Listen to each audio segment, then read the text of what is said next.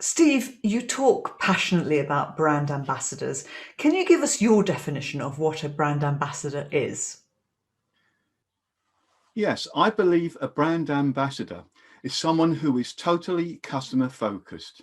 I believe they drive the business forward and they act almost like they're the business owner, as though it's their own business. They're positive, they're cheerful, and they're helpful. And these are the sort of people that when they walk in the room, you just feel the energy lighten up. You just feel good. They're the ones that make you feel really great.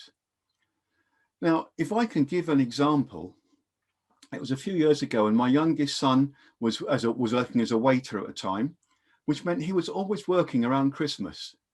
He came to me midnight Christmas Eve and had to go back on the 27th.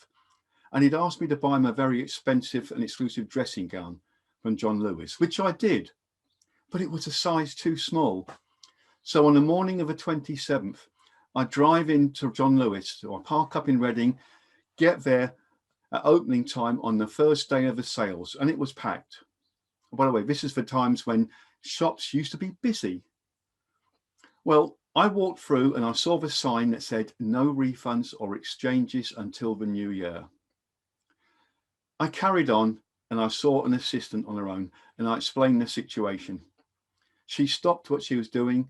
She listened and smiled and said, "I'll see what I can do." She came back with the right size dressing gown, took me to an unused till, opened it, dealt with the transaction and wished me a happy new year. Now that lady is what I call a brand ambassador. She was customer focused. She acted in sales, she was in service, and she stepped up into what I call leadership in so much as she felt empowered to make a decision and do what was right for the customer, even though it was against the guideline. And she represented the John Lewis brand, which was to follow the guidelines, management guidelines, but be customer focused. So to me, a brand ambassador is someone who is always 100% focused, who gives the baker's dozen.